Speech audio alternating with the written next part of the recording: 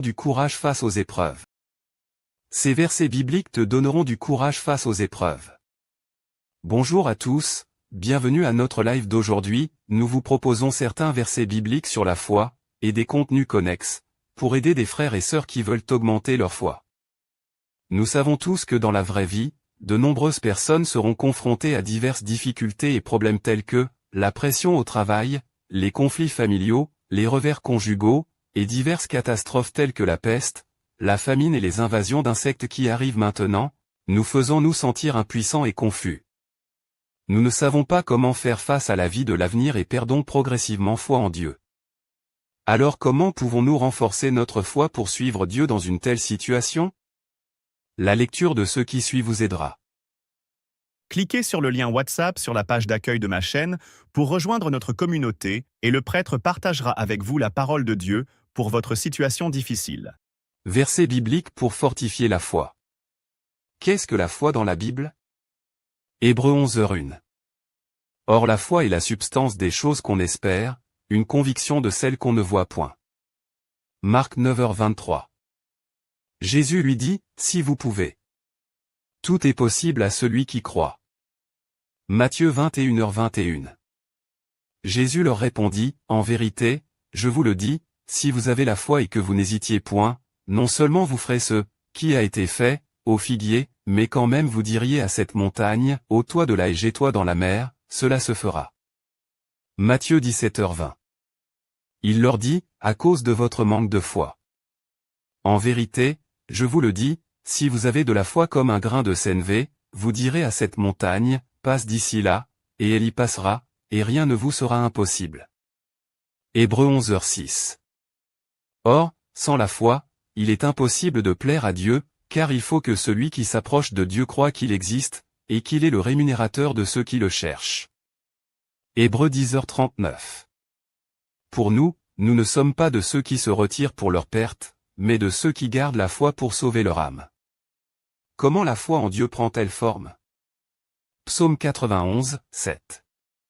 Que 1000 tombent à ton côté, et 10 000 à ta droite, tu ne seras pas atteint. Psaume 23h4. Même quand je marche dans une vallée d'ombre mortelle, je ne crains aucun mal, car tu es avec moi, ta houlette et ton bâton me rassurent. Zacharie 4h6. Ni par une armée, ni par la force, mais par mon esprit, dit Yahweh des armées. Proverbe 3h26. Car Yahweh sera ton assurance, et il préservera ton pied de tout piège. Ésaïe 26, 3. Au cœur constant vous assurez la paix, parce qu'il se confie en vous. Matthieu 11, 28-29. Venez à moi, vous tous qui êtes fatigués et ployés sous le fardeau, et je vous soulagerai. Prenez sur vous mon joug, et recevez mes leçons, je suis doux et humble de cœur, et vous trouverez du repos pour vos âmes. Cliquez sur le lien WhatsApp sur la page d'accueil de ma chaîne pour rejoindre notre communauté et le prêtre partagera avec vous la parole de Dieu pour votre situation difficile. Jean 16h33. Je vous ai dit ces choses, afin que vous ayez la paix en moi. Vous avez des tribulations dans le monde, mais prenez confiance, j'ai vaincu le monde. 1 Pierre 1h7.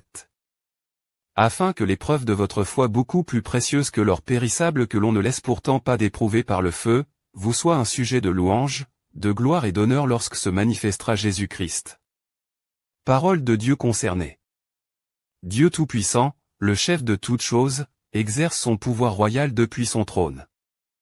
Il règne sur l'univers et sur toutes choses, et il est dans l'action de nous guider sur la terre entière. Nous serons près de lui à tout moment et nous nous présenterons devant lui en toute tranquillité, sans manquer un seul moment, et avec des leçons que nous pouvons apprendre en permanence.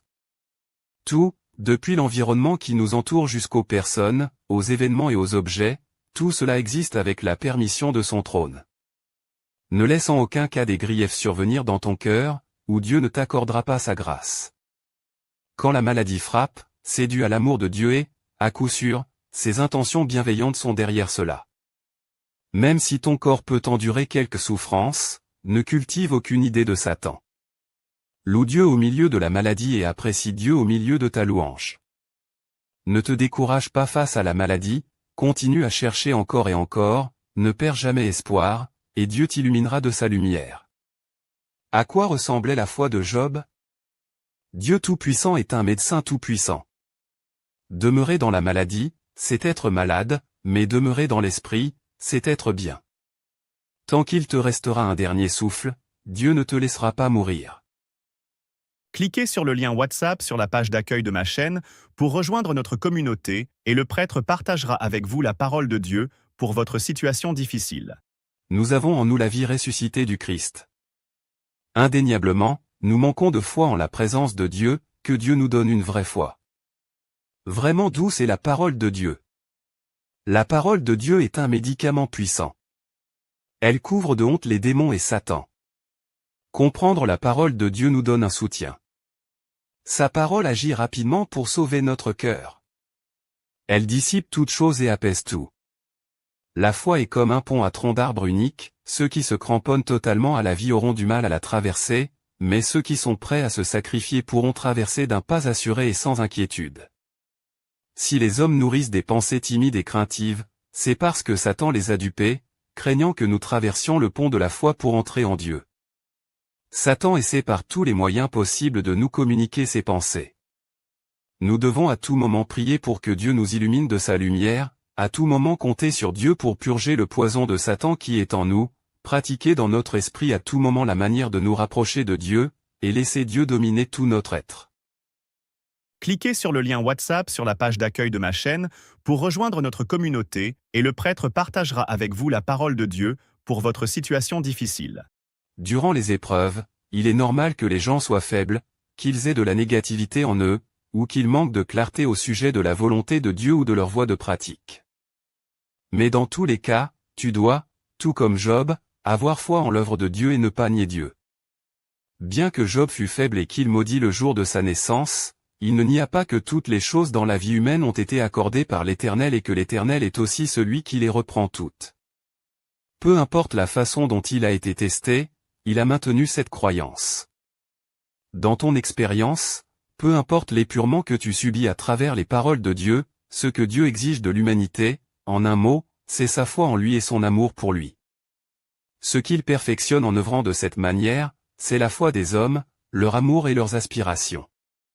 Dieu accomplit l'œuvre de perfection des hommes, et ils ne peuvent pas le voir, ne peuvent pas le sentir, dans ces circonstances, ta foi est requise. La foi des hommes est requise quand quelque chose ne peut pas être vu à l'œil nu, et ta foi est requise quand tu ne peux pas renoncer à tes propres notions. Lorsque l'œuvre de Dieu n'est pas claire pour toi, ce qui est requis, c'est que tu aies la foi et que tu adoptes une position ferme et que tu portes témoignage. Quand Job atteignit ce point, Dieu lui apparut et lui parla. Autrement dit, ce n'est que par ta foi que tu pourras voir Dieu et, quand tu auras la foi, Dieu te rendra parfait. Sans la foi, il ne peut pas faire cela. Dieu t'accordera tout ce que tu espères gagner. Si tu n'as pas la foi, alors tu ne peux pas être rendu parfait et tu seras incapable de voir les actions de Dieu, et encore moins de voir son omnipotence. Lorsque tu seras convaincu que tu verras ses actions dans ton expérience concrète, alors Dieu t'apparaîtra, et il t'éclairera et te guidera de l'intérieur. Sans cette foi, Dieu sera dans l'incapacité de faire cela. Si tu as perdu l'espérance en Dieu, comment pourras-tu faire l'expérience de son œuvre? Par conséquent, ce n'est que lorsque tu as la foi et que tu ne nourris pas de doute envers Dieu, ce n'est que lorsque tu auras la vraie foi en lui, peu importe ce qu'il fait, cela t'éclairera et t'illuminera dans tes expériences, et alors seulement pourras-tu voir ses actions. Toutes ces choses sont acquises par la foi. La foi ne peut venir que par l'épurement, et en l'absence d'épurement, la foi ne peut pas émerger. À quoi fait référence le mot « foi » ?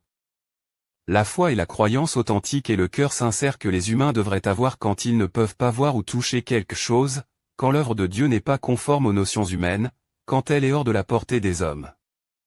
Telle est la foi dont je parle. Les gens ont besoin de la foi en temps de difficulté et d'épurement, et l'épurement vient avec la foi. La foi et l'épurement ne peuvent être dissociés. Peu importe comment Dieu œuvre, et peu importe ton environnement, tu es capable de poursuivre la vie et de chercher la vérité et la connaissance de l'œuvre de Dieu, tu as une compréhension de ses actions et tu es capable d'agir selon la vérité. Agir ainsi, c'est cela avoir une foi authentique, et agir ainsi montre que tu n'as pas perdu ta foi en Dieu.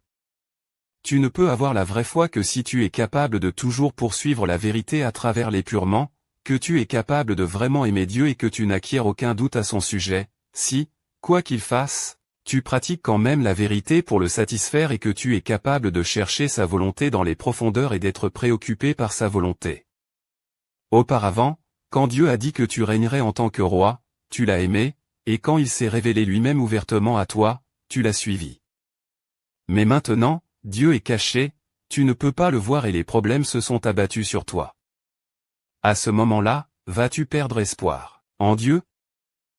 Cliquez sur le lien WhatsApp sur la page d'accueil de ma chaîne pour rejoindre notre communauté et le prêtre partagera avec vous la parole de Dieu pour votre situation difficile. Donc, en tout temps, tu dois poursuivre la vie et chercher à satisfaire la volonté de Dieu. C'est cela qui est appelé la foi authentique, et c'est le genre d'amour le plus vrai et le plus beau. Si vous éprouvez maintenant quelque chose qui ne vous plaît pas, et que vous perdez la direction, sans savoir comment faire face au chemin de la vie à l'avenir à cause de la foi faible, n'hésitez pas à me contacter via le numéro affiché à l'écran, ou cliquez sur le lien WhatsApp de la page d'accueil de ma chaîne pour rejoindre notre groupe d'études bibliques gratuit. Cherchons ensemble la volonté de Dieu à travers sa parole, afin de vous aider à retrouver le chemin de la foi en Dieu et à accueillir le retour du Seigneur Jésus dans une semaine. Ces versets bibliques te donneront du courage face aux épreuves. Bonjour à tous, bienvenue à notre live d'aujourd'hui. Nous vous proposons certains versets bibliques sur la foi, et des contenus connexes, pour aider des frères et sœurs qui veulent